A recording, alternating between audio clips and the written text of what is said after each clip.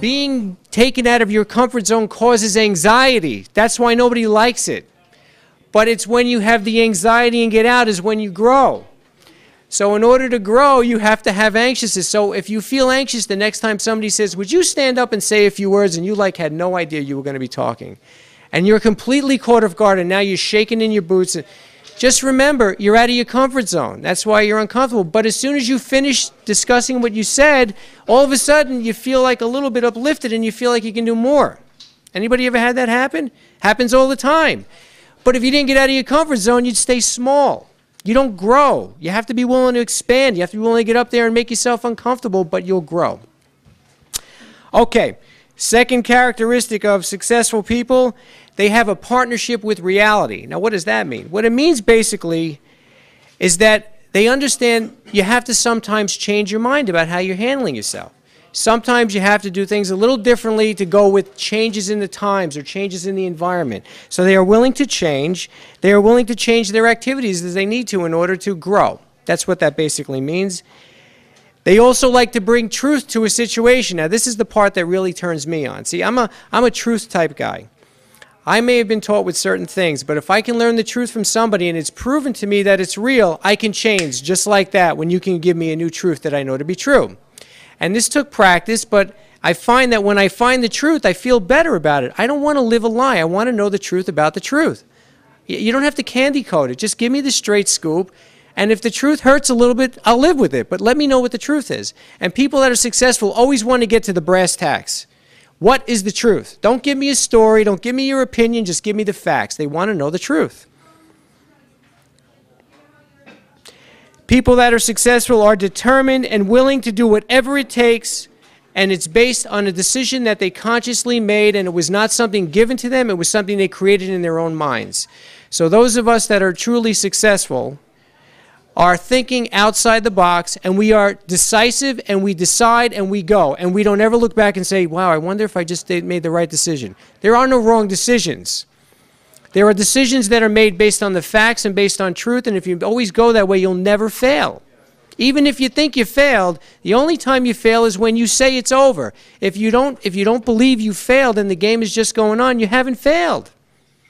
And I have to give you a quick example. And again, I'm going to share some really personal things with you that I've never shared with you tonight, but I feel the need to share because I want you to get how really important this is to me, because this has been life-changing for me. Very quickly. When I was 17 years old, I was a very high-achieving kid. I was an honor student. I was a jock in school.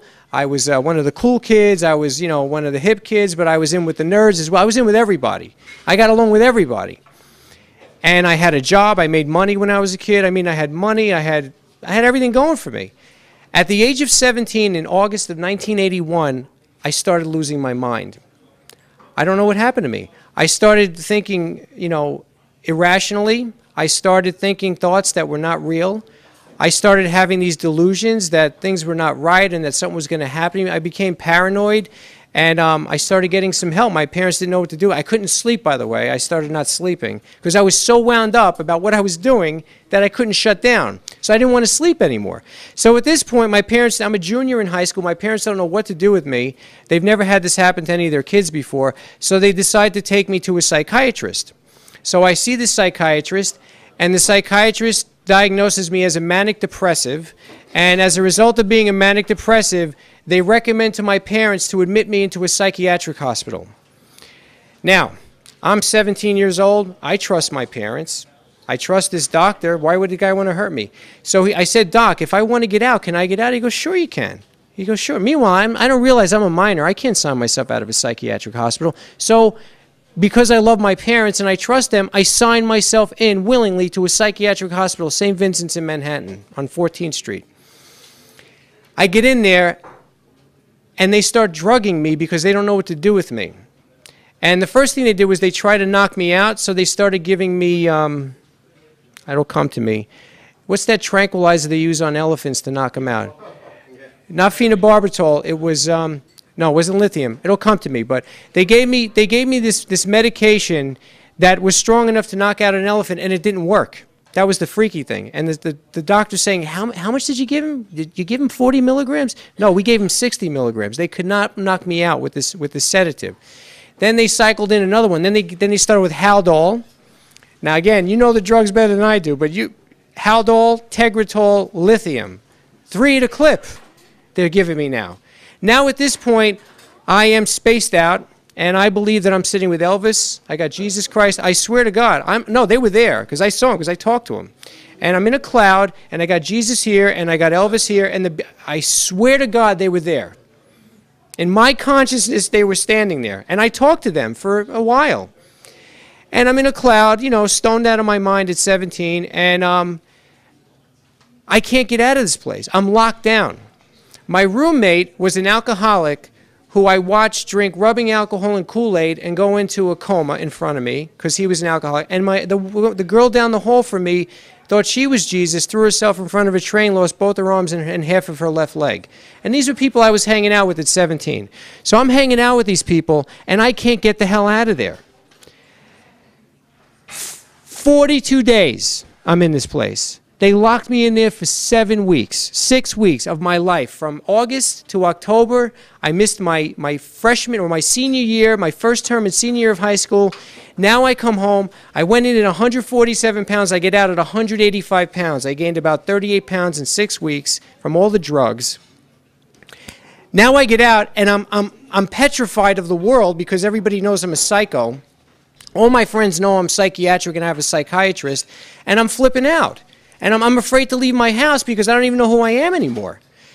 And now I'm home, and I'm lost. And I said, well, now what do I do? And they said, well, we'll get you a tutor. We'll get you caught up in school so you can still go back in the spring, and we'll get you out. And I did graduate on time because I was an honor student, so I caught up, and I graduated with my friends anyway. So now I'm 18 years old. I graduate high school, and now I don't know what the hell to do with myself. And I'm afraid to go outside my house. I mean, I'm afraid to go outside. I'm afraid to date. I'm afraid to do anything. So my father thankfully worked for GHI Insurance, and he got me a job. So I took a job at GHI, working at GHI Insurance. So I'm working full-time. You know, I'm making a pretty reasonable salary because it was a pretty good job. And I was there for about a year. And after being there for a year and being medicated, I realized that I was sitting next to people that were there for 15 years doing the same thing for 15 years with no chance of growth. I mean, you want to talk about insane? That's insane. And I said, oh my God, if I don't get out of here, I'm going to be that guy in 15 years, so I got to get the hell out of here. So that was my motivation to get out of there and go back to school. But now I'm like pushing 19. I've got the courage to go to college, and I attend Hunter College in Manhattan, taking 12 credits, minimal amount of credits, so that I can get there and get home as quick as I can because I'm petrified to leave the house because I'm a psychotic because I'm on so many medications. So I leave the house, I get to school, 8 to 11 is my class schedule. I'm out by 11 o'clock in the morning. I get back on the B train, back to Brooklyn. I get off the train by about 12, and I proceed to buy 4 to 6 bagels and go home and eat those in the afternoon because I had nothing else to do, and I didn't have anybody to talk to. So I go home and I eat 4 to 6 bagels, and by the time I was 19, I was 240 pounds. So I ballooned up to 240 pounds very nicely. In 2 years, I went from 147 to 240. Now, at this point in my life, the medications I'm taking have made me sterile, so I no longer produce sperm, and I can't get an erection, so I no longer want to have sex. I have no girlfriends. I have no life. I'm in school. I'm trapped in my own body. And literally at this point, suicide sounds pretty good to me. It's a way out, because now the pain would stop. I'm not going to be trapped in my own body, and I can kind of have my life back. Even though I don't really have a life, at least I wouldn't be suffering anymore. So at this point, I'm at rock bottom. I mean, you can't get any worse than this. If you really don't, anybody ever not want to be alive? You don't have the courage to admit it, but I do. I didn't want to be alive at 19. Those 2 years of my life that should have been the most awesome years as a teenager running around chasing girls were gone. I never got them back. But now here's where the kicker comes. So one day, it's pouring rain outside, and I got a bunch of pills in my hand, and I'm supposed to take these drugs. And I look at these pills, and I'm like, what the hell am I doing? Oh, the kicker of it was my psychiatrist, a terrific guy, and his name was amazing, Arcangelo Calabrese. I mean, his name, he sounded angelic. What a name. How do you name your kid Arcangelo? So my psychiatrist's name was Arcangelo. And I had to go see Arcangelo twice a week on 35th Street and 2nd Avenue in Manhattan. Very prestigious doctor, gets very well paid. And I'm talking to this guy, and I was a trained actor. So I could make myself seem depressed, or I could make myself seem kind of like up.